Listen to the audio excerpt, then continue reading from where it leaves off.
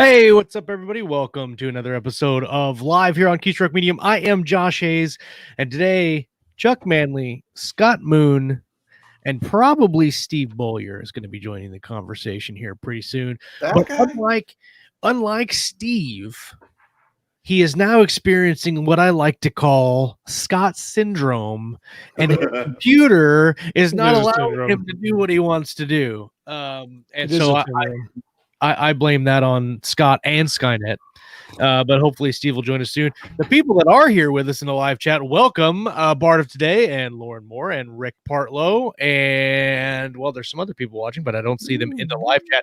Bart was here first, second, and third. Oh, yeah. We need to He gives the triple clap. He gets the appreciation golf clap, but I think we should give it to him 5 times because he was having a conversation with himself. He was. It was a good one, too. For the better half of the episode. And maybe we should just do an episode. For first, second, and third, we should have a golf clap, a fist bump, and then like an elbow bump. And then we could have 3 different. And yes, and Unity 151 BookTube is here. Hello, welcome. Yo. Luke says, what happened to Josh's beard? Yeah, so it's defunding the beard, as he says. It's a very sad story. It's a sad story, and we should have a moment of silence. Your wife got sick of it, didn't she?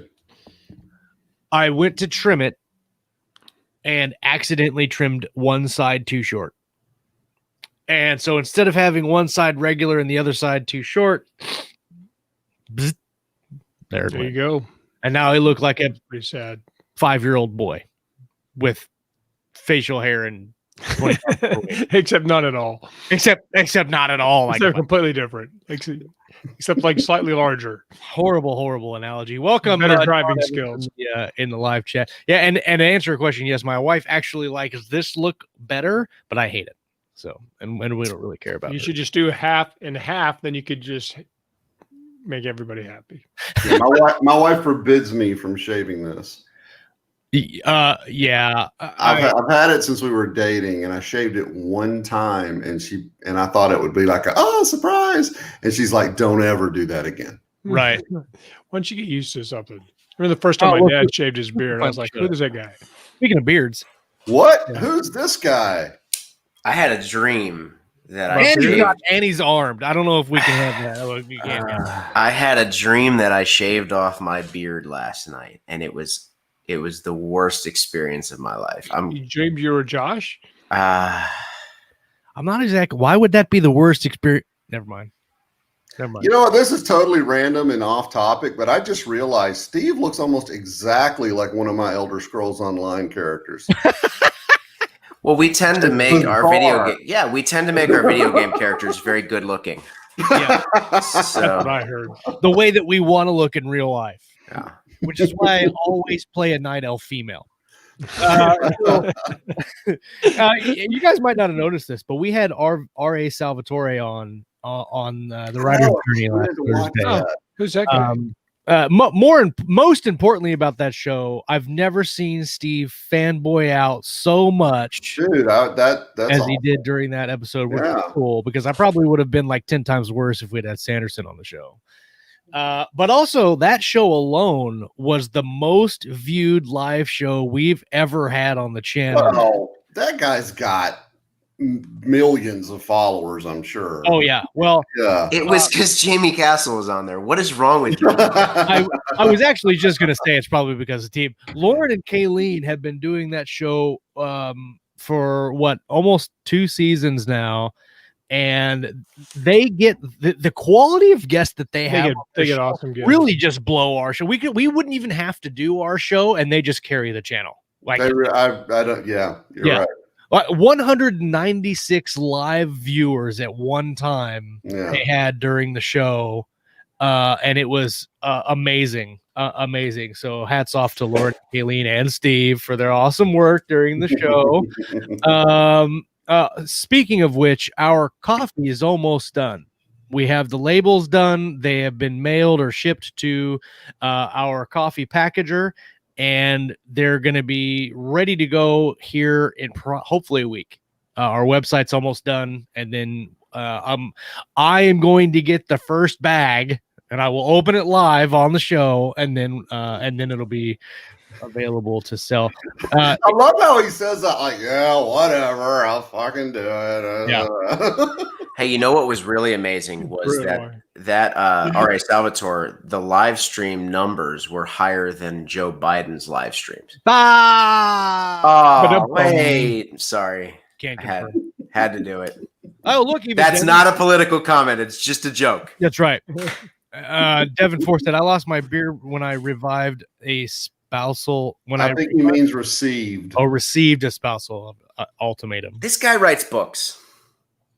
He doesn't edit them, He though. writes books. Yeah. Good thing he's got a great editor, Lauren Moore. Yeah. And Ellen Campbell. And thank God, not me. Yeah. Everybody watching the show today live, if you would like to support the channel in any way, you can click the little $sign down at the bottom of the live chat. Since we're monetized now, you can do stickers, you can do super chat. If you have a question that you definitely want us to get to on the show, you can hit that donate button, pop your question in there, and we'll for sure get to it. Or if you just want to donate, you want to pop a sticker up there, that's cool too. We're going to talk about series planning today. And before we get into that, we're going to go through kind of what we've been up to this week, as always. I've been listening to Second Chance Angel by Casey Azell and Griffin Barber, which is phenomenal. I love the noir take on like a sci-fi series, and they've got an AI character in there that is very well done and interesting, and the connection between the AI and then the human character is really kind of unique. I thought that was really cool. But I do a lot of reading on my Kindle when I go to bed, and I've been having a really hard time finding a book that's grabbing me. I've started about 6 in over the last 2 weeks, and haven't found one that is really kind of pulling me in, which is interesting because I've started Thrawn by Kissing the Coronavirus did not catch you. No, that one. Yeah, I didn't even get through the. I got a I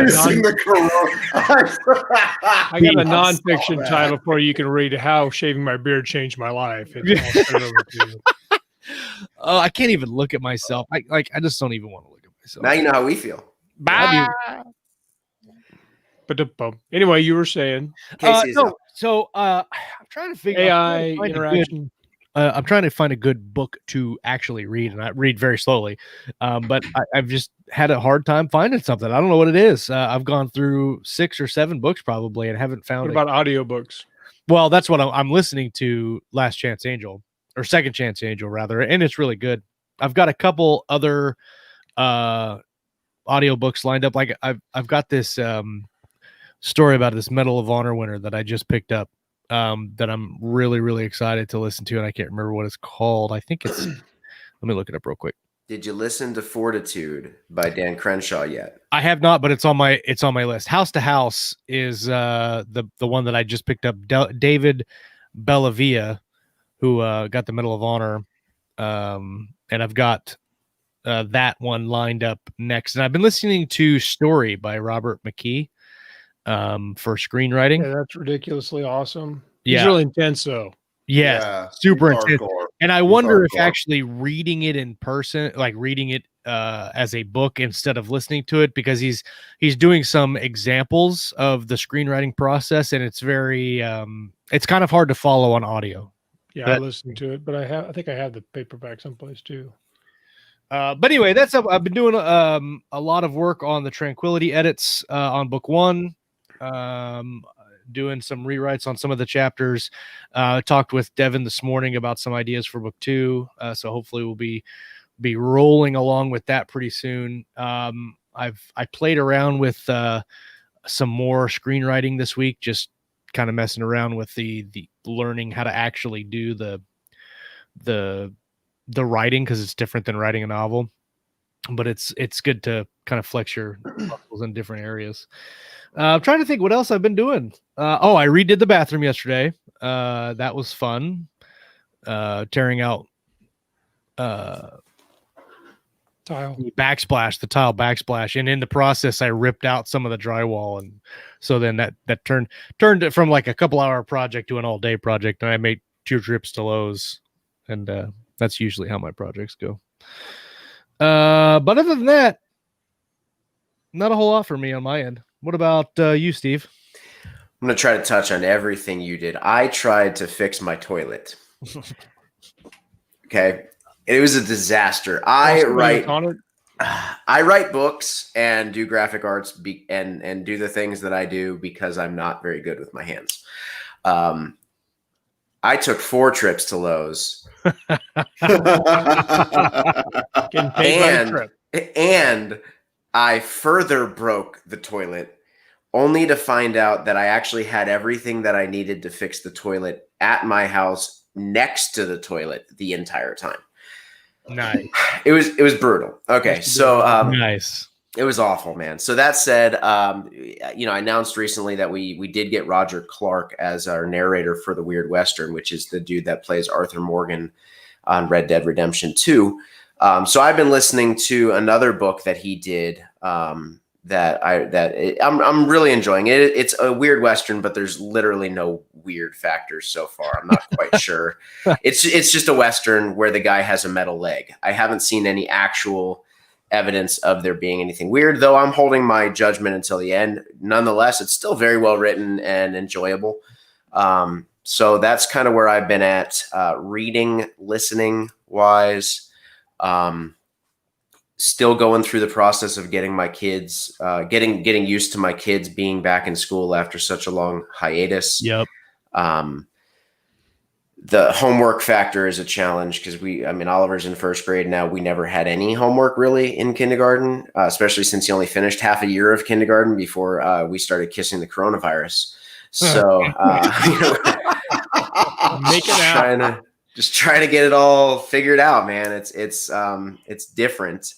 As far as writing, Rhett and I have begun Luna Missile Crisis 2, which is actually called The Many Worlds Fair, and his cover is right there. I'll tell you what, man, this is the hardest thing I've ever written in my life. As a matter of fact, Luna Missile Crisis was freaking hard to write. You're talking about a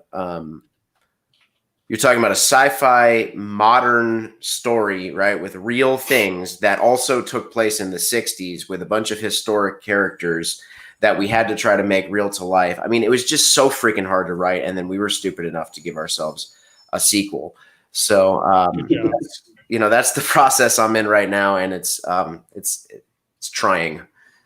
So that's interesting because sometimes writing in the near future or near past, I guess, sci-fi seems like it would be easier, but sometimes it's a whole lot harder.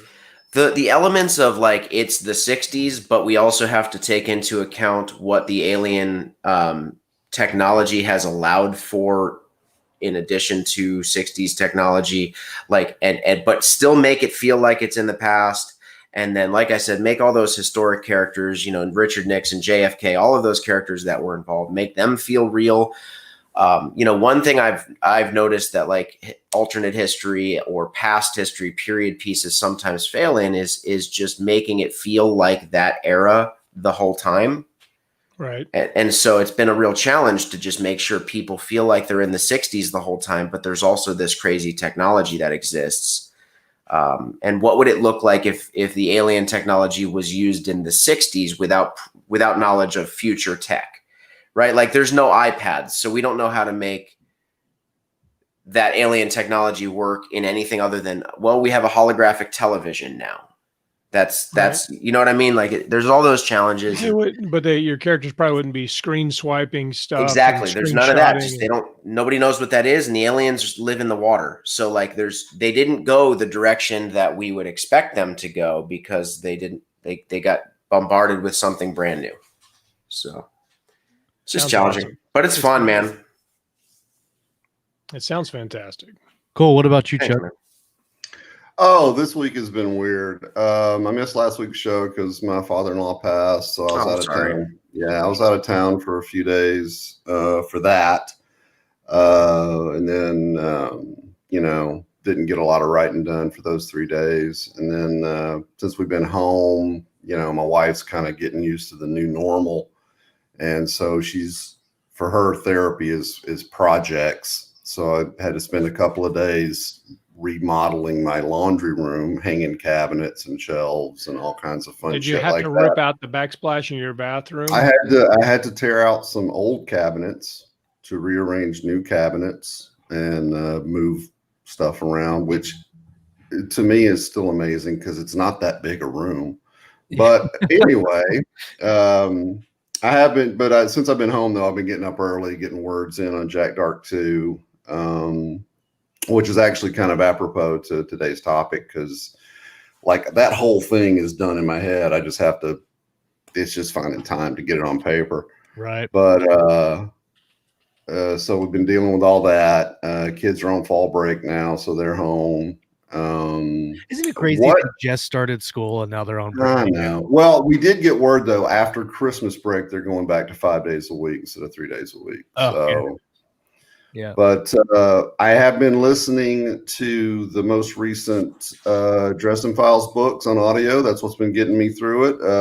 Battleground so far, very good.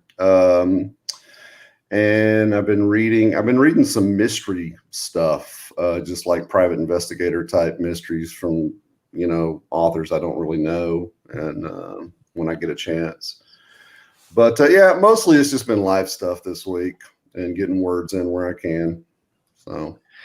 So Lauren mentioned the Dresden Files when I was talking about finding. Yeah, she said she's reading Peace Talks. That's actually the last one, not the newest one. But they're both very good. And it's also apropos to the topic is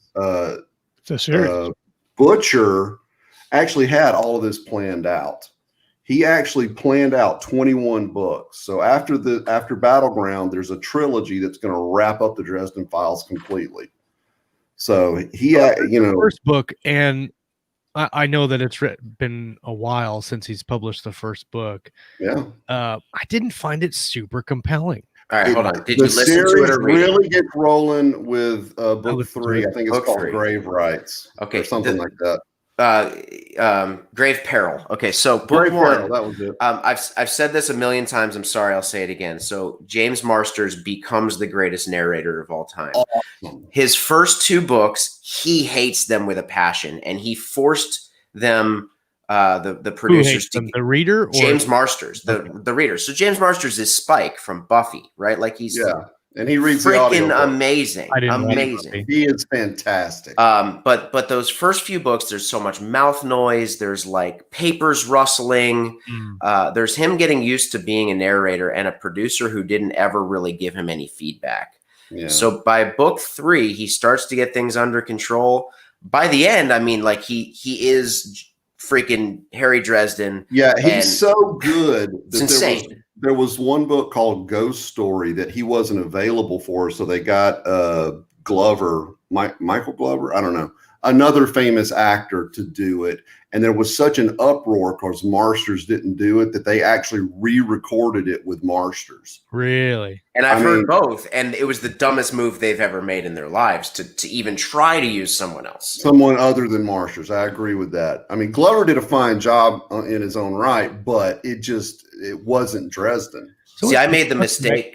So let's see, Dresden Files. You got Stormfront, and then the second book is Full Moon, Grave Peril. And then Grave Peril. Grave Peril is where the whole story arc really gets going. So can I skip book 2 and then go right to book 3? You could do that, but there's some stuff later on that might not make any sense, but it's actually pretty minor. And I know a lot of people who have read. I know a lot of people who have read them entirely out of order. I started with book 4. I just grabbed a paperback in an airport one time, and I read book 4, and I'm like, "Holy shit, this is awesome!" And I went. He writes them very standalone. Yeah, so they're really really good. Well, I'm going to add book 3 to my list. I'm going to pick it up. I've got a credit right now, so greatest series of all time. I agree with that. As soon as I'm done with Casey Azel's book, I'll go to that one. William Tyler Davis said Summer Night is where I think it really starts getting great, and I think he's right. That's book 4. I think it really gets great at book 4. I think book 3 starts. You start to Well, get it used to kicks off the whole thing with the red court, and that's the first part of the real meat of the plot for the whole series. Man, Corey Gillum says book 3 kicked off the overall series. Yeah, I agree with that. I'll give book 3 a listen. I think the thing that threw me off with book 1 is that it seemed very the investigation seemed kind of forced. Yeah, the book 1 and 2 are really just world building, in my opinion. I mean, they're really there to sort of establish Harry Dresden's reality. Yeah. So I'm sorry, go ahead. No, that's fine. And then I was going to say, and then in book 3, when he starts dealing with vampires, that's when the meat of everything really starts happening. So you get that he establishes, okay, this is where we are, and this is the kind of people and creatures that inhabit here, right? And then shit kicks off. Gotcha. Matt Herron's a lot better at explaining this than I am, so I'll probably butcher it. Jim butcher it. Butchered. Jim wrote book 1 in college, in a college class where his teacher. Do you know this story? Right, like he wanted to write something like Faith Hunter or something like that, and the teacher gave him crap for it, and said, don't do this trope, don't do that trope. So he literally threw every trope into book 1. And proved that it worked, and his teacher had to apologize. His professor had to apologize. So it's a cool story. So probably gave him a C-. So right. Seems to have worked out pretty well for him, though. Well, I'll add it to my list next. Scott, you're up on the hot seat next, but I'm curious. No one has mentioned the enormous yellow cup that Scott is drinking coffee out of, and I'm really go ahead and pick it up. Look how it looks like it's as big as his head. Every time he does it, I get really jealous. I need coffee, and it's downstairs, and I don't want to leave. When he's holding it back and you can't see the words, it's almost like a slice of lemon meringue pie. Yeah, we got them at Dylan's. Real authors have coffee in there. Over there. Yeah, I don't have that at all. Matter of fact, I've already put away a pot this morning. I don't need any more. So talking about what I did this week, one of the things I did this week is I went to my Keurig, because I have a coffee pot where I make giant things of coffee to fill my thermoses to go to work, and then I have a Keurig just for when I need a little bit. And so I go to the little Keurig coffee machine, and there's water or something wet all over the counter, and I cleaned up like 3 times, and it's just like, what is leaking? Is my cup leaking? Is there a hole in my ceramic cup? I just don't know. And then finally I go back to make the cup for this show using this cup, and I look at the little catch container in the Keurig, and somebody has made a cup of coffee, and I guess probably I'm maybe a usual suspect. The catcher is full of coffee, so somebody apparently hit the button, but didn't put a cup there, and so it was just like constantly full. So every time you touched it, sloshed a little coffee out of there. I can't say I've never done that. When we made a whole pot of coffee without the pot being in the coffee machine. Yeah, man, that makes sense. I made a whole pot of coffee just the other day without actually putting grounds in the filter. So you just got hot water. And I've got one of those silver carafes. I can't see. You guys forgive me. I'm getting coffee. I need coffee. Do it, dude. Do it. When we were in Vegas, Josh and I were in Vegas, I think it was 2 years ago at 20 books, maybe 3 years now, because this year it happened. But I got up super early, and I was trying to do a little writing real quiet, trying not to wake Josh up. And I made the little coffee, and I drank it, and I fuck it, I'm going to drink the other one. 'Cause by the time he's up, we'll go to McDonald's, have breakfast, all of our writer people. And so I made the coffee in the dark, and I get done, and I look over there, and I'm sitting there looking at the coffee cup or the coffee maker with my coffee cup, going, can't wait for that coffee to be ready.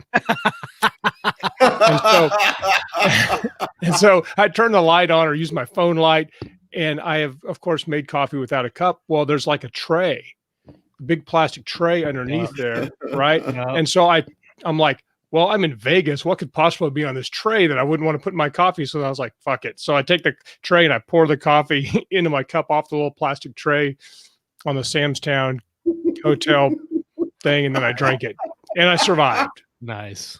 So just saying, you can drink coffee from anywhere. Is what I'm doing. I've been writing a lot. I'm finishing up, going final proofreadings, getting ready to upload Victory Day, which comes out. If you got 2 book releases this month. I have two. So the 15th is Victory Day. I have to have everything uploaded by the 10th. So I'm just waiting on final proofreads back from, because I use Lauren does my edits with great patience and resolve. And then right now I have Beth Hercules, BZ Hercules doing an extra proofread. And then I go through it and then I upload it. So that's almost done. And then I'm working on One for All, the third Aethon book, the first of which is going to publish October 27th and Steve, if Steve's here, he could correct me if I'm wrong, but it should have ebook, print, and audio simultaneous release, which is the first time I've done that. Sweet. It's a much bigger book. It's military sci-fi and it's pretty gritty for what I do. So I'm pretty excited about it. I hope people like it. It's the one I've taken the most creative risks with. Throughout each book, I've taken more creative risks in the writing style. So we'll see how that goes. And then I told the coffee story. My computer did not die. I updated my computer last night and it works this morning. So big win. Miracle. Don't say it too loud because Skynet might hear it and then come back. That's right. We're doing all kinds of weird things. So, and Devin says he's going to make it to Vegas one day. He better. If there's ever a Vegas again. Yeah, I don't know. Might be the online world. Yeah. So, I mean, we're living in a post-dystopian sci-fi novel for sure. Everything's one big maybe. Yeah. We're literally looking towards, with all the automation and everybody being forced to stay home, it's literally like a sci-fi novel where humans don't do any work, machines do everything, and then they got to do something with us, so they send us to the stars. Yep. What was that movie, that Bruce Willis movie where everybody had like a robot they controlled from home through the internet? Surrogate. Surrogates. I never watched it, but I wanted to. It was actually pretty good. I enjoyed that one. Pretty decent. We're talking about series. Bart of Let's today. talk about Steve's office. Yeah. Oh, yeah. Let's do that. Let's make it really talk about Steve as much as possible. We're just going to talk. There we go. The entire Look show. at all his toys.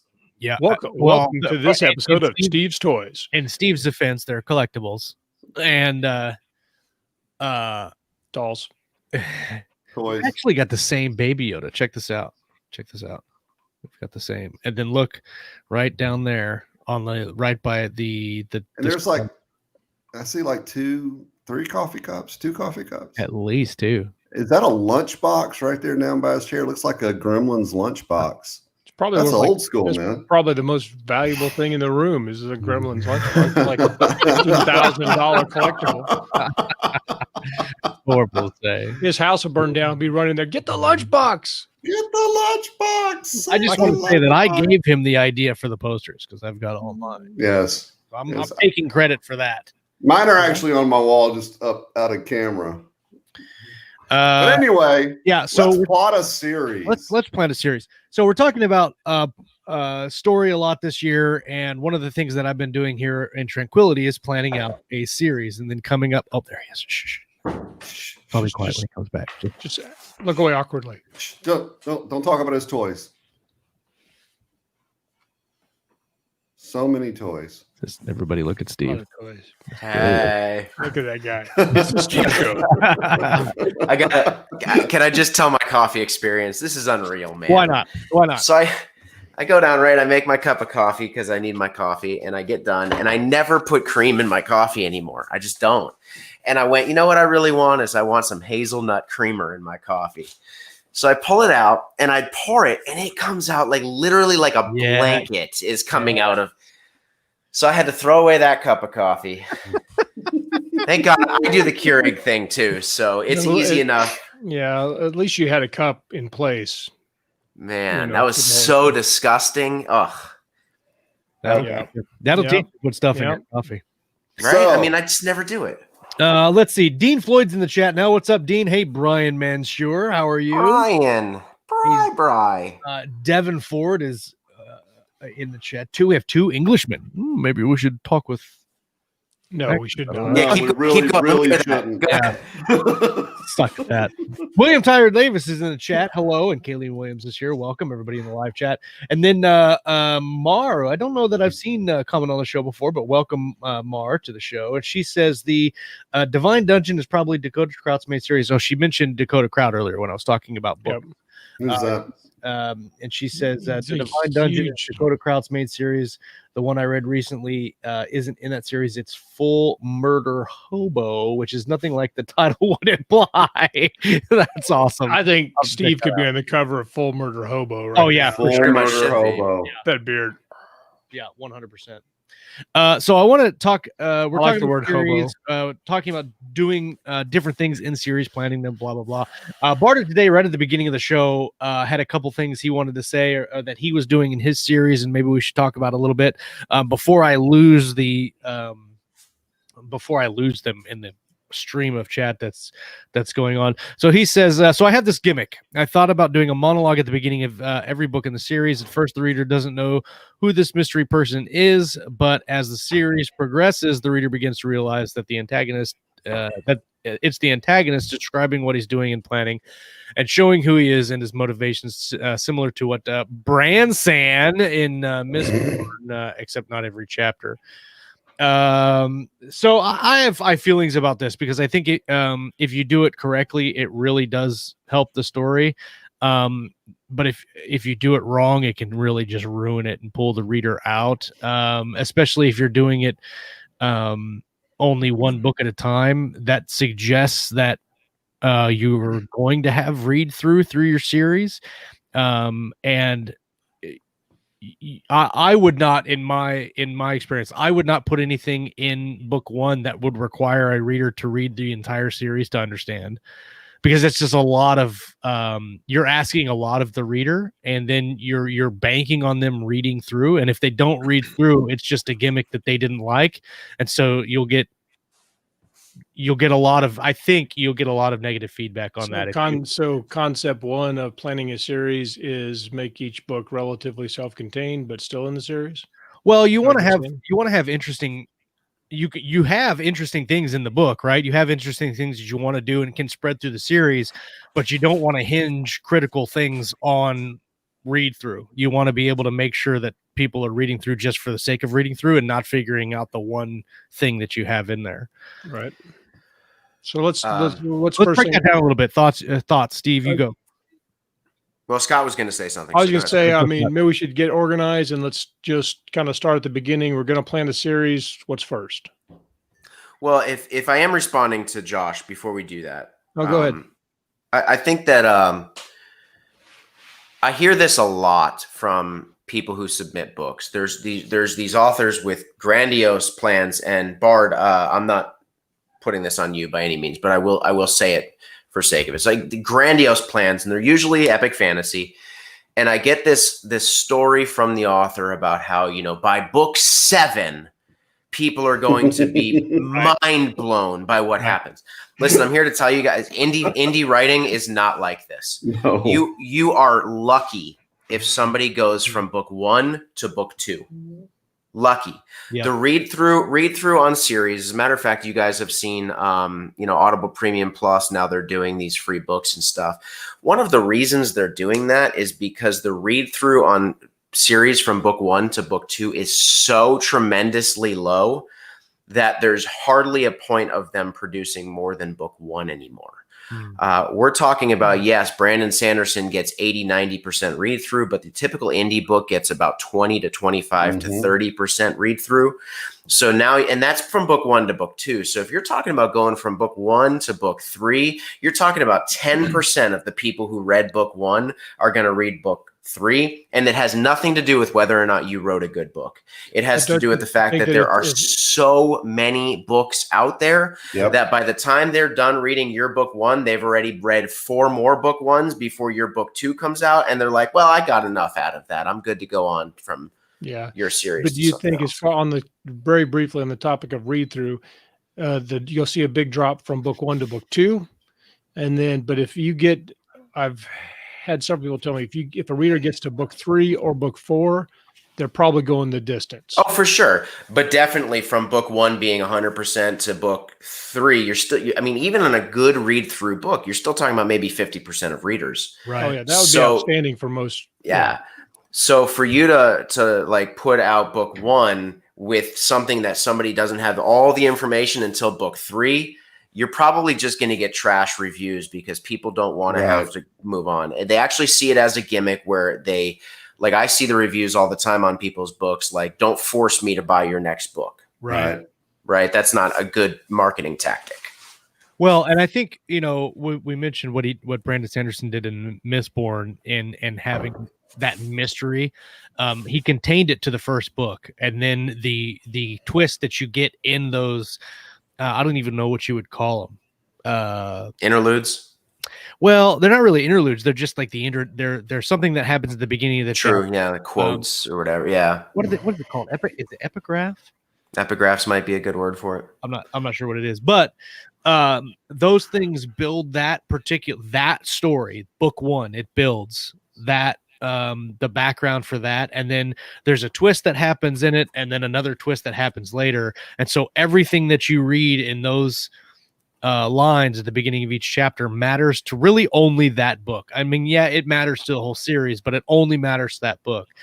So I think if you're going to do something like that, like have the antagonist do some of this monologuing and have it be kind of mysterious, make that one of the points of the first book. And then if you're going to continue it, try to make it different every book, but not have it hinge on you have to read the whole series to have it.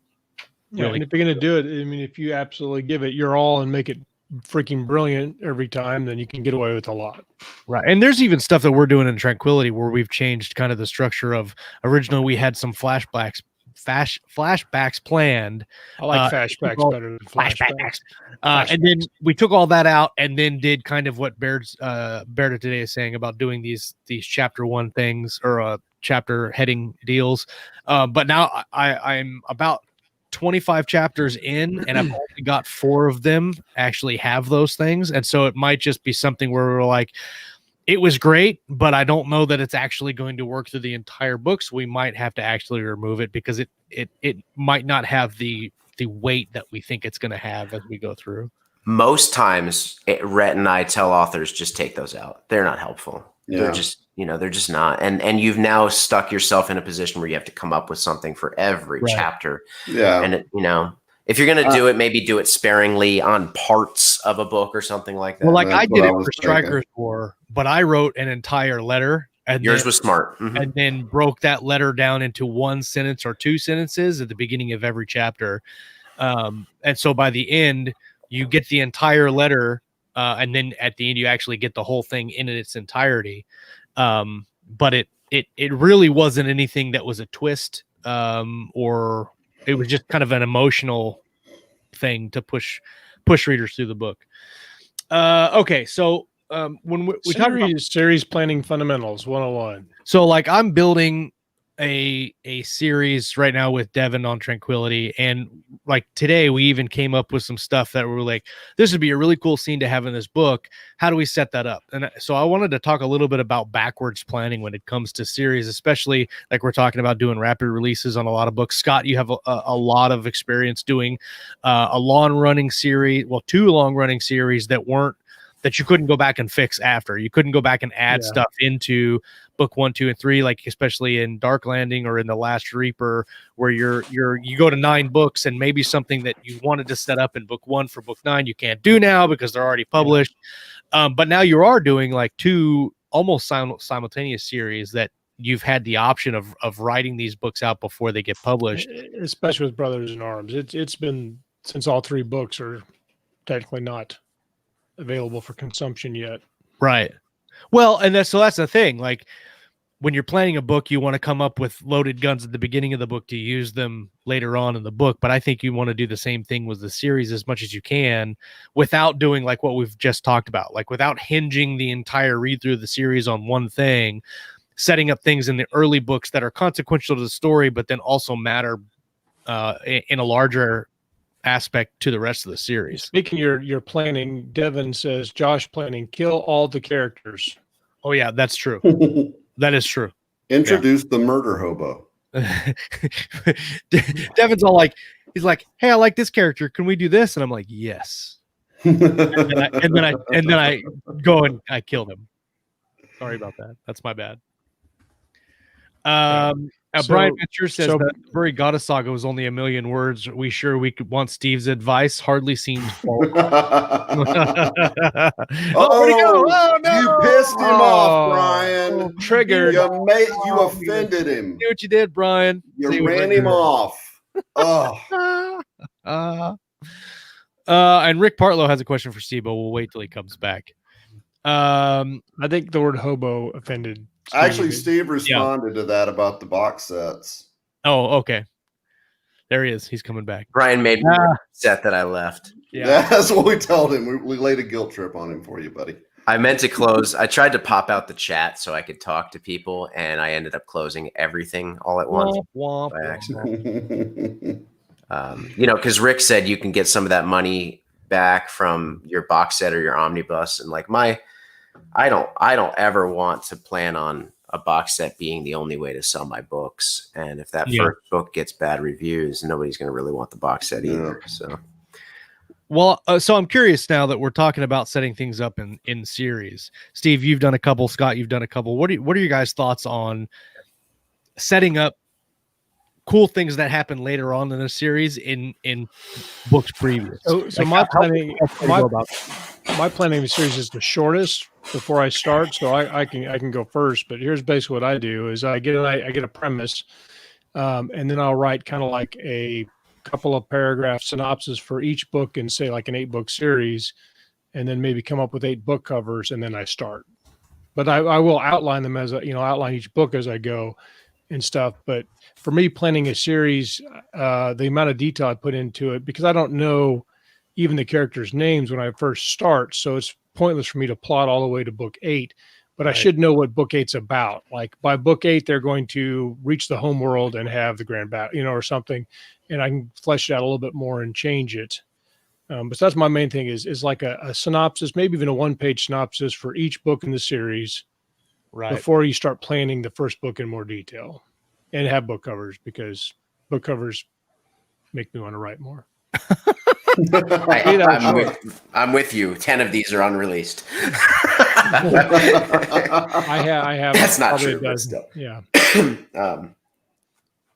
What are your thoughts on that, Steve? On the what do you do when you plan a series? If you're going to plan a series right now, where would you start? I'm horrible at planning series because I'm a pantser. It's when, depending on if it's something I'm writing alone with Rhett or with somebody else, like it's always going to be different. With Rhett, the joke is like Steve comes up with an idea and then just starts writing 10,000 words, and then Rhett throws away 8,000 of those words. But I tend to do like I could. Rhett's always told me to sell book or chapter ones. Like that's been his joke is like, you should just write chapter ones and sell them. Because if you give me like an open world character, all of that stuff, man, I'll go to town on that chapter 1. A lot of it might not make sense for the story. But for planning a series, I like what you said because it's really true. Like, I don't know what was going to happen at the end of book 6 in Buried Goddess when we started book 1. All I knew was the very end of the story. I wanted such and such to happen. Book 4, 5, I still didn't know what book 6 was going to be about because writing Into the Dark, your characters, R.A. Salvatore said the same thing. His characters tell him what they're going to do.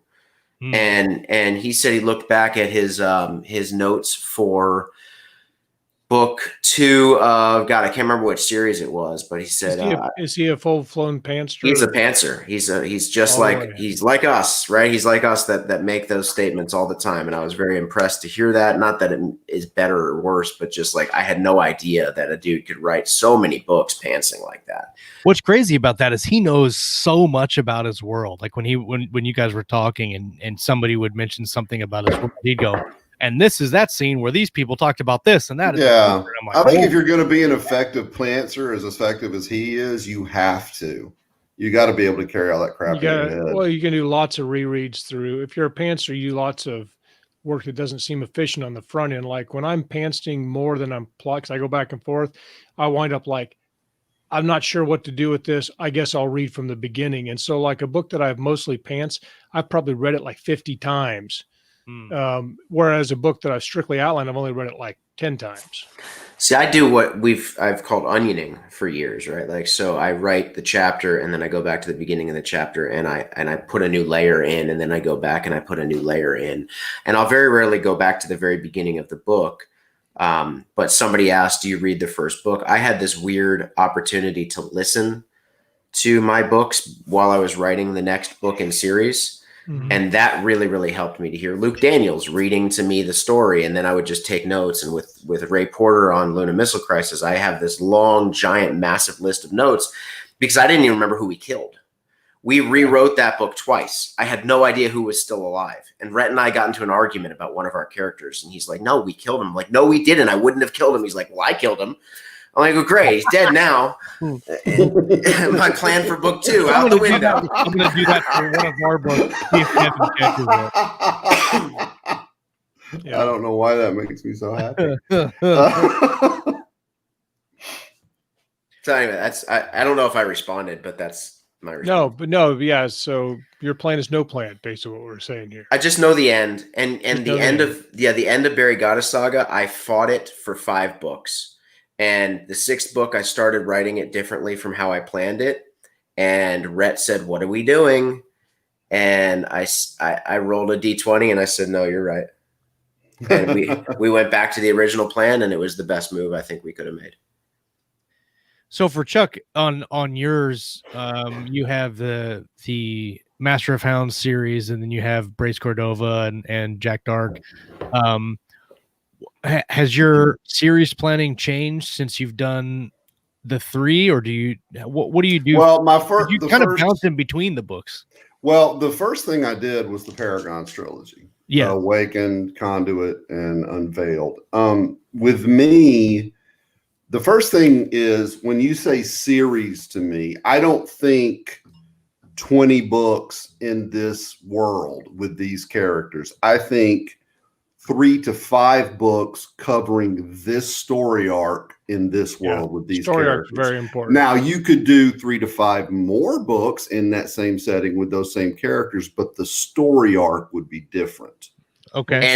And it should stand alone. And it should stand alone. It should be like, for instance, like Raymond Feist and Terry Brooks were good about this. They have their settings, but they would write trilogies with different characters within that setting. Yeah, same with Salvatore. 36 books same with Salvatore. in trilogies. So when you say series to me, that's what I think. I never plan more than 3 to 5 books in any one story arc / series for any of my projects. Like when I sat down to write the Paragons trilogy, I knew it was going to be a trilogy. I knew how it was going to start.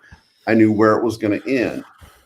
And before, I told you guys, I'm sort of a pantser with a plan because I know where I'm going to begin on every book. I know where I'm going to end on every book. And I've got my 5 to 8 plot points that I know I want to hit between those 2 bookmarks. Yeah. And then all of my pantsing discovery writing is getting from one point to the next point to the next point to the next point. That's the fun part for me, is that discovery writing. So I'm not strictly a pantser, not strictly a planner, pantser with a plan. That's what I like to call myself. So I do that with a book. And then for a 3 to 5 book series, I do kind of the same thing. Like I knew the points I wanted to hit over the course of the trilogy with the Paragons books. I know the points I want to hit with the Jack Dark series that I'm working on. I know that stuff for all of my series, whether I've written them yet or not. Like and sometimes it changes because I originally planned on Brace Cordova being 3 books, but now it looks like it's going to stretch out to 5 that I might get written by the time I'm 70. I don't know. but it's really, to me, since I don't think in terms of like Butcher, where, okay, I'm going to write 21 books about this character. It's more of I can just take what I do for an individual book and stretch it out to cover 3 books instead of 50 chapters. You see what I'm saying? Yeah. No, I think that's story arcs are really important. We did that in the Last Reapers. It was when Jeff and I were planning. He says you need a 5 to 6 book arc, and then if it doesn't suck, then we'll do another arc. And so that's kind of how we did that. Because I really think taking in if you need to literally read 25 books to get to the conclusion of the story, that's way too much. There's no way I'm going to read that. But if I read the first story arc, like you said, and I enjoy it, then I'm going to be like, God dang it, I want more from this author, and I like these characters, so let's keep going in this series. Well, it's funny you say that, because Audible enrolled Awakened in their Premium Plus thing. Yeah. Mm-hmm. And so I've gotten like 430 something reviews on that thing since they did. And a lot of those are saying, wow, I would like to see more with these characters. Like they would like some of them listened to the audiobook, went and got the other two and read them. And then they said, I'd really like to see more in this setting. So that actually is a testament to what you're saying about you have a really good story arc. It's going to generate interest in more in that setting. Right. There's I believe that there's a level of energy that takes to get to know a new character. And so when you get some that you really like, starting over a new relationship, as it were, can be exciting, or it can be a lot of fucking work. And you don't want to start like I love the Game of Thrones, and I've read those books multiple times, but I haven't read a single other thing that George R. R. Martin has written, because I'm just not interested. Right. Different story, different characters, different world. I just can't even. Well, he's not all that interested in writing, so. Well, that's true. But so that's a bad example. Hey, Winds of Winter might be done this decade. I think that's a fair. There are a lot of misconceptions that I see. Of course, I'm talking to Rick in the chat. Like, these are blanket statements, right? Like, we can't. Right. There are anomaly situations that we just can't account for. But when you plan out 12 books in a series, and then at book 4 realize nobody is reading your books, right?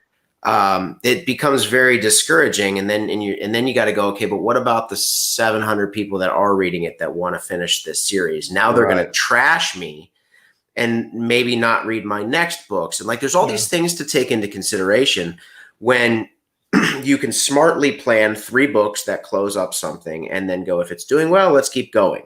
Yeah. Right. Yeah, and it could be a continuation. It doesn't have to Rick did it with Drop Trooper. I think as long as you provide them with familiar characters in a familiar setting, and then a new but strong story, nobody's going to care. There's always some place a story can go next. You can have the most complete, definite resolution to a story, but that character can turn around and walk out their front door and have a whole new world of problems, because that's what life's about. It's constant struggles, constant challenges. So I think that if you write a series and you love it, you can always find something to do to that character to get them going down another path, in my opinion. So let's talk about here in the last bit of the show. We've talked about things that we like to see in series. But maybe let's talk about some things that have killed reading a series for us. It's either too long, or like you're saying, Steve, you get 4 books into a 12-book series, and it's not compelling enough to make you want to read forward. Is there anything that you guys don't like seeing in long-running series that are just in there to push readers to another book? Like I think, like, I can't remember who said it, but somebody was like, if you have a trilogy and you have 3 ideas, put all 3 of those ideas in the one book, so that one book is the best book that it can be. And sometimes I see authors writing series that they want to write this big sweeping 100-book series, but each book, the idea is very minimal. We've talked about this before, and I don't want to interrupt, but I have to, but because I have the exact opposite problem, is because I take too many ideas and put them in one book, and then the book is not focused. Right. And that's where most of my bad reviews is from readers. They're like, I'm a little bit confused. I'm like, that's because I'm jamming in like fucking 50 ideas into this book. Right. Because they all occurred to me, and I thought, rabbits, I'm chasing all the rabbits. They cannot escape me. Well, I guess that's something to pay attention to then in your So I have much with your books. I have tried to dial that back in, but you are right. A lot of times, if you have a top of the head idea and then you just write a book on it, sometimes maybe you need to. Solstein, I read a book on writing, and he talked about not just taking the top of the head idea. Take the idea, marinate it a little bit, and drill make it deeper. better. Yeah, go deeper. I think I think when it comes to series longevity, I think a lot of it is kind of genre dependent too. Because if you're somebody who enjoys cozy mysteries, then every book you read, you just want mystery of the week. You know, you want Murder, She Wrote. Right. Every book, it's standalone little thing with the same character, da da da. If you find that comforting, great. If you're looking at like fantasy, sci-fi, that kind of thing, I go back to Butcher again, because the thing about that series has been, it's growing, it's changing. It's just like life. Change is the only constant. I mean, he actually went right in the middle of the series. There's a book called Changes, where everything gets thrown to the fucking wind. When I read a fantasy, I want to go into the fantasy world and never come out. Right. But what's going to cause that to happen, I think, is the motion of the characters in the world changing around everything. That way it's always fresh, it's always new, there's new questions. You write a fantasy or sci-fi that's more along the lines of mystery of the week, monster of the week, whatever, that's going to get old and stale fast. I mean, there might be some good action scenes and it might be exciting, but most people that read in those genres, I think, are going to lose interest in that. That's what will kill a big, long fantasy series for me. Mayor has a comment I think we should not miss. I don't know where it fits in here, but what you just wrote in there. Which? There's two. The last one that says, a series where the start of the book ruins what accomplished in the previous book pisses me off, because I've had that too, because it's easy. Oh, yeah. You know what I mean? I've seen that. So there's a question that we missed at the very beginning of this whole planning thing, and that is Josh shaved his beard? Yeah, exactly. Sorry. What is your goal in writing these books? Because let me share this with you. This is weird, right? In the indie world, Rhett and I, and me particularly when I'm writing, my goal is not to go full time. I'm already full time based on Athon books. I don't need to write 17 books in a series that all go rapid release. My goal is always, let me write the absolute best book that I possibly can and get the best reviews that I possibly can and build my Audible audience as best I can. Now that's not normal. I get that, but it is worth asking, because like we're talking about not fitting everything in, Josh said, take 3 ideas, put it into one book. And then you said you've got too many ideas in one book. Recently, I listened to Peter McLean's Priest of Bones. I told Josh to read it. Josh didn't really like it. Yeah. But then the following week, it was picked up for a television deal with Universal, I think, or whatever. And we know how those deals go. They don't always get followed through. But I remember listening to Priest of Bones, and at about the 50% mark of the book, there was a massive thing that happened where an indie author would have gone, book 1's done. Yep. But then there was another 50% of the book where Peter gave us the rest of the story, and he still has a sequel to the series and a third book to the series. And so a lot of times I feel like indie authors, and you're asking what kind of ruins a series for me, sometimes I feel like indie authors give me half a book and then charge me the same price for it. And it's like when you buy a bag of Cheetos that said there might be settling during. No, there's no settling. You gave me half a freaking bag and charged me $3.99. There's less chips in here now. But a full book would have probably cost you $14.99 if you bought it from a trad pub. So really, $3.99 is still a deal. It might be true, but guess what? On audio, it's all the same damn price. That's true. Yeah. Yep. Mm-hmm. Yeah. So I don't look at that at all anymore. I'm still spending the same amount of money on that book as I would if it was a trad pub versus indie. Yeah. No, I like that a lot. And I think that's not necessarily a statement of the length of the book as much as the story having a good beginning, a good middle, and a good ending. Yeah. Right. You say you Stephen King'd me here. Where's it? No, I'm kidding. and there's still, I mean, listen, a lot of people want that binge-worthy Netflix thing, and like, give me the flavor of the week, freak of the week, and then give me the next freak of the week. Right. And if that's the case, all of that's fine. That's fine too. I mean, you just asked what turns me off. What turns me off is when I go, this isn't a full book. This is just like guy made it to the spaceship. You use the whole book to set up right, and then you have to go to book 2 to get the answer. So what's your answer, Josh, about what turns you off of a series and makes you stop reading? Honestly, it's like not having a clear not having a clear picture of what's happening. Like, for instance, Steve mentioned The Priest of Bones. He really liked it. He said, hey, you really need to read it. So I listened to it in a few days. The narrative I thought was good. The character was unique. But my perception of what the story was, it threw me through the whole book because it's and I don't even know why. Like, completely unreasonable on my end, because I had a perception of what I thought the book was going to be, and then the book was not that.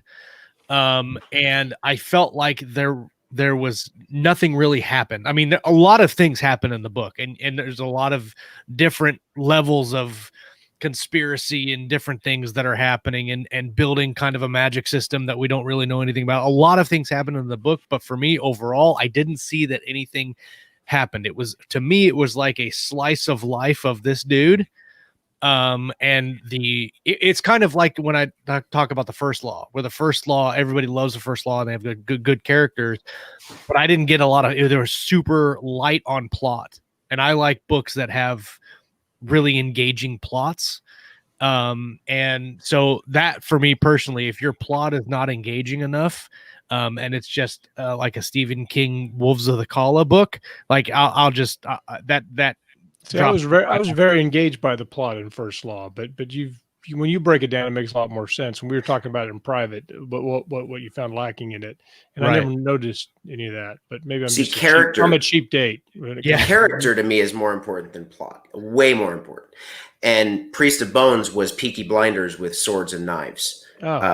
Exactly what it was. And like, these dudes came home from the war and they used to run the town, and when they got back, somebody had taken over the city, and they went, no, F that, I'm getting my city back. Right.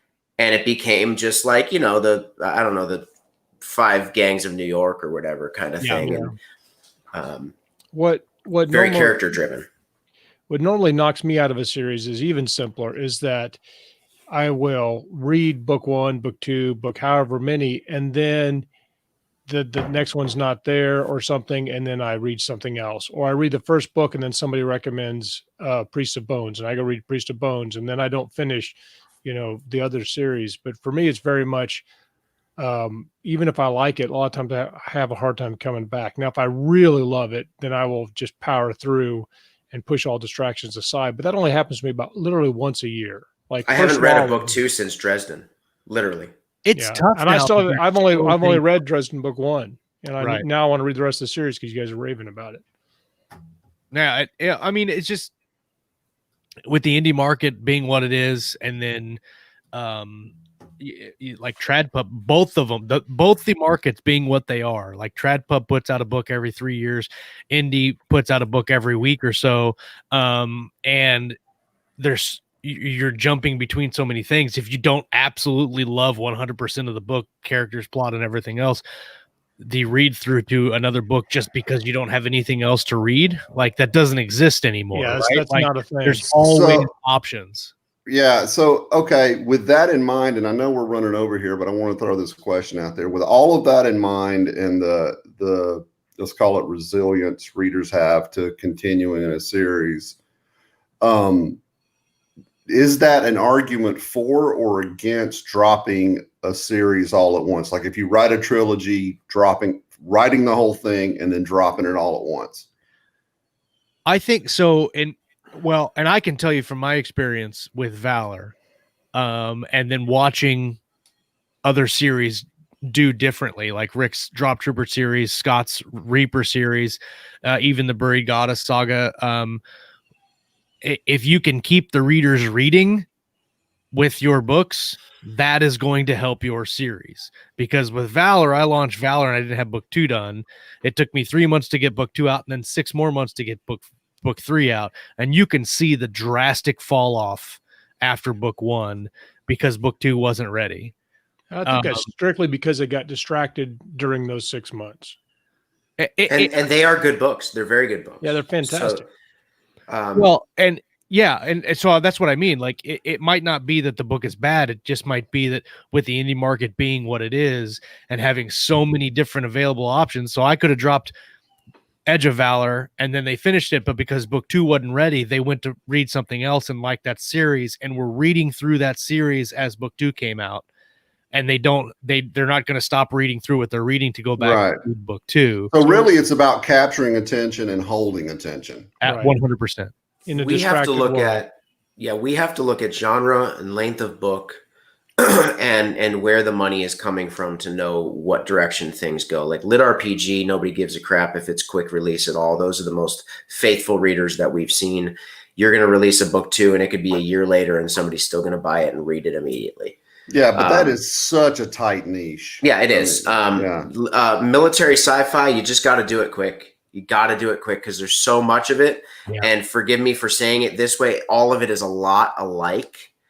That you just kind of get lost in the different stories and it becomes a Netflix type of a thing. And there's no insult on that at all. I mean, Rick knows how much I've enjoyed reading the Drop Trooper books. There's no insult on that. It's just the genre itself lends itself to people who read one book a day, literally. It's kind of like the cozy mystery thing. You know, it's just that's what people like in that particular niche. Fantasy, it really sucks because people want the entire series finished because of assholes like George R.R. Martin and Patrick Rothfuss, who have screwed them over time and time again. So they go, I'm not going to read this at all until the whole thing is released. And you go, well, guess what? You're never going to see the book because now nobody has bought it. So there's no visibility. There's 6 books. It's 1,000,000 words. Are you going to read it? No, I don't know where it is. Right. Yeah. Well, that's leads well into another point I was going to make. Is so your options you have is to write all the books and then drop them, which is basically what we did, or write really fast. But especially talking about fantasy, I mean, that could be like a 5-year project. And then what if they don't sell? And now you just spent 5 years writing a series. Right. I mean, it's a gamble. Yeah. Absolutely. It's a gamble either way. It's a gamble if you do it my way, not my way, how I did Valor. And it's a gamble if you do the rapid release with having it. And this is where it comes down to planning the series and bringing it kind of full circle, like we're talking about here. Instead of going, I'm going to write 10 or 20 books in a series and rapid release them, condense that down to a trilogy or 4 books. And then your time investment before, like if you invest 6 months into writing 4 books or whatever it is, release them and they don't hit, you've only lost 6 months. But if you invest 5 years in writing this big sweeping thing that in your mind is the best thing that anybody's ever written, and nobody goes past book 1, then you've wasted 5 years. Except for the intrinsic value of writing. But I'm going to tell you that in indie publishing, how good the book is about 10% of what matters. Yeah, I would agree with that. It's sad, but I would agree with that. So I agree to a point, but I think it's much more necessary now than it was back in 2014. Scott and I were talking about this yesterday, where we look at a lot of authors that really sucked in thousands and thousands of readers, 2014, 2015, 2016. And now when they release a book, they sell because they have those readers already. Fan base. But now you really need to do things that set yourself apart from other authors to maintain that big fan base. I'm going to tell you after 250 book releases, that's not true. Nobody wants original. Nobody wants different. They want the same thing they've read 1,000 times, revamped just slightly. So, and let me talk to that, Steve, because I had an interesting experience. The other day I was going through all of the auto suggested for my AMS ads. And as it turned out, they were almost all ASINs for other books. And there was thousands of them because it's automatically picking them and just saying people that do this might like your book. And then they put them out there. And it's just because I normally just do automated Amazon ads because I don't have time to research hundreds and hundreds of keywords. So I decided, well, they're not performing. I better look at these books. And so I spent half my day clicking on each book that it used as a search term for my book to advertise on Amazon. And there was a wide variety of books. And it was completely random. I don't know why, because like the first 15 ones were all harem books. And then there was like a whole bunch of lit RPG books. And then there's like cozy mystery books. And then there's like a historical, one was a Native American historical thriller fiction, which, I mean, thought sounded really unique, but it had nothing to do with harem or lit RPG. But what I noticed is some of the books, when I looked at them, I'm like, that's a fucking great book. And a lot of them were books from authors that I know. I'm like, that's a great book. But there were some books that I found in that search that I'd never heard of these authors. They had like hundreds and hundreds of reviews. They're ranked. One of them was ranked at like 309 in the overall Kindle store at 699. Wow. And it was like 3 years old. And looking at the book cover made me literally want to go start slamming my face into a brick wall, because it was like the crappiest book cover. The blurb was boring and uninteresting, but yet it had like 900 reviews, was selling at an extremely high rate at full price. So what does that tell us that we know or don't know about selling indie books? There's another aspect of indie publishing that we didn't talk on, and that is the viral, forgive the word, luck that exists. Yeah. And when I say that, I've talked to these authors, so I'm not being mean or anything like that. Cade, Craig Allenson. Are they good books? Absolutely. I read both. They're good books. But here's what happened with them is they released book 1. No book 2 exists. A month later, they're making huge, massive money, and they go, oh, crap, I need to write a book 2. And, Craig Allenson was a homemade cover. Cade was a homemade cover when they first got released. Neither of them, after speaking to them, have any idea why their book started selling. Both of them were unedited. Yeah. They just all of a sudden took off on an algorithm type of a thing. And since then, and then you look at Craig Allenson, and Craig, if you're watching or if you hear this, please let me know if I'm wrong. But like, Craig's got 2 other series that didn't do anything like Expeditionary Force. Yeah. But I see fans of that series all the time talking about how much they love it. Oh, bonkers. Yeah. Kel released Fate of the Fallen with Tor. And from what I gathered, it has not done what King's Dark Tidings has done. There's no and it has done well, so don't misunderstand. But like, there's no explanation. Sometimes you just go, "Wow, okay, well that happened." I feel like you can't account for lightning strikes. Yeah, I feel like there should be quality best practices and marketing best practices that you should have be able to make a reasonable amount of success by doing the work every day and doing all the things right. And I think you kind of can, but I mean, and I'll be honest, it was discouraging because the book I described was not one book. I found that over and over again. I found a lot of books that had like one review from somebody's mom and a crappy book cover. And I'm like, and it's ranked like 13 million in the store. So there's plenty of those too. But some of the books I was like, this thing is like really successful. And I've never heard of that person. Yeah. But in their indie world, they're probably like the big name. I also know authors spending $30,000 a month on ads to make $28,000 a month on ads. Yeah. No, I've seen that too, and I know for a fact there's some people that have spent an enormous amount of ad spend. But the thing is if you scale it, like I've done ad spend, and I'm like, I'm not sure how that's worth the risk sometimes. Yeah, the question's always going to be is it? I mean, it's perceived success, right? If I throw 100,000, if that's what TradPub is, TradPub just goes, this person's going to be successful because we're putting $1 million into it. Yeah, I'm a 7-figure author who spent $2 million becoming a $1 million author. Yeah, well, and that's the thing. Would happen to me. This is not, and I don't think it ever has been, an A plus B leads to C kind of industry.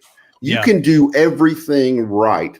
Put all the money into it, do everything right, write a magnificent book, and fall flat on your damn face just because the stars are out of alignment. Because Josh shaved his beard. Because Josh shaved his damn beard. It was on accident, I swear.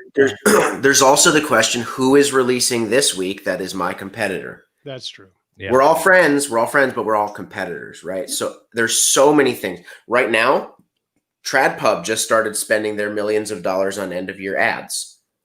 So if you're an indie, good luck placing your ads anywhere. Yeah. Right. Okay. So like you have to look at all of those things and you go, well, my book wasn't a success. And then you go, oh, and I'll tell you, March, Amazon was dead in March. Something broke in March. And literally some of our books that should have been bestsellers crashed. Wow. And we've spoken to the authors. They understand. They're not mad at us. They forgive us, whatever. But there's no explanation for it other than Amazon disappeared, KDP support disappeared. And Rhett and I talk to authors that are not Athon authors all the time because we want to understand, is this just us or is this everybody? And everybody said the same thing was going on. Yeah. So you can have the greatest plan ever and then release a book. Rhett and I released Luna Missile Crisis, and we had WhisperSync on it. Should have been $1.99 WhisperSync. Day of our book release, the WhisperSync broke and fell off, and somebody in China is twiddling their thumbs, not knowing how to get it back together. It just trashed our release, and we go, well, that sucks because we spent a lot of money to make this happen. Right. I guess. And then, so my final thought that I always throw out there is that if you don't write because you love it, it's a bad, having everything we just said, you better, but Right.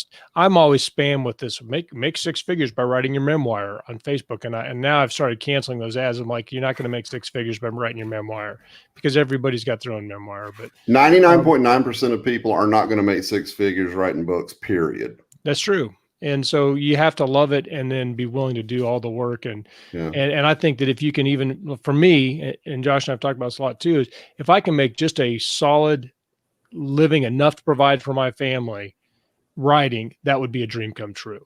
I don't have to drive a Ferrari, but I would like to live a decent quality of life by writing. Yeah, I would drive the shit out of a Ferrari. Josh always says having a realistic goal is helpful, and I agree. Yeah, you got to know your why. You got to know your why. If I had a Ferrari, I guarantee you'd find it trashed out, stuck in a ditch someplace. Like, man, he pushed that thing past its limit. We went kind of over today's 20 minutes. Look, I thought we had a good conversation. I always like these shows that go off in like non-planned areas because sometimes there's a lot of good nuggets out of that. I would also point out that in this episode about planning a series, and this is directly targeted at Josh because I'm like, it's a cheap shot. 3 out of the 4 people are basically pansters. I'm kind of in the middle, maybe. That is true. Yeah, I'm kind of in the middle. I would say I'm in the middle of that. So what you're saying is next time I just won't have you guys on the show. I'll just exactly. Dude, I've been waiting for you to kick me for like 3 years now. I just keep showing up. Me too. Actually, we did fire you. You did. There was just an accounting error, and you kept receiving a paycheck. And I just keep showing up. So. Yeah. Oh man, there was a lot of cool activity in the live chat. If we didn't get to your comment, I apologize. A lot of people in today's show. If you're catching us on the audio stream after the fact, come and hang out with us on Monday mornings. Generally, it's a good time. Sometimes we talk about information. Sometimes we don't talk about anything. We just talk about my beard being shaved off. And, I think if you're just coming in now, you should go back to my coffee maker story. Yeah, go back to that. Listen to that. Also, we had a couple of. I probably lost them now in the chat. Aha, found them. We had some Valor memes today. Corey Gillum says Steel Sheep of Valor, and I'm not really sure what that. I would read that book. Stainless Steel Sheet Rat of Harry Valor. Harrison, Stainless Steel Rat. Those were fun books, man. Stealing Steel Sheep of Sheep. Say that 3 times fast. Of Valor. I can't at all. Thank you guys for coming and hanging out with us today and memeing Valor because that's always fun. It's really the most important thing we do. That's right. That's right. If you get anything out of this show, meme Valor because that's what's most important. Look, Shadow the Illustrator came right at the end of the show. Welcome, Shadow, and everybody else that joined us in the live chat. Appreciate you guys participating. Chuck, Scott, Steve. Yes. Write a good book. I just wanted to say your name and see if you guys had said anything. Yep. Yeah. I was reading the live chat, which is still going strong for all the people that are not in the live chat. That's right. Jealous, but next week we have Richard Fox and Jonathan Brazzi on the show to talk about their new co-authored book. Hell's Horizon. Hell's Horizon, yes. Their audiobook, they got some really cool narrators for the audiobook. They've got the guy from the Mandalorian, the Giancarlo. That dude. Yep. And the other Eric Dane. From? What from though? Grey's Anatomy, and The Last Ship. The Last Ship. Yeah, that's what I was thinking. So they'll be on the show next week to talk about that. So that will be a fun show. You don't want to miss that. Walt Robillard will be on Coffee and Concepts tomorrow morning. I'm not sure what he has going on. And then always on the Writer's Journey, Lauren and Kayleen just kicking ass on the writer's journey. I feel like we need to kick it up on our show a little bit. Like we're like the writer's journey is here, and then our show's like way down here, like just pulling the whole thing down. Coffee's almost ready, so get your dollar bill set aside for Keystroke Coffee. It'll be ready here shortly, and it's gonna be good times. Come back and hang out with us next week. We're going to talk about some reading. We're going to talk about some writing and everything in between right here on Keystroke Medium.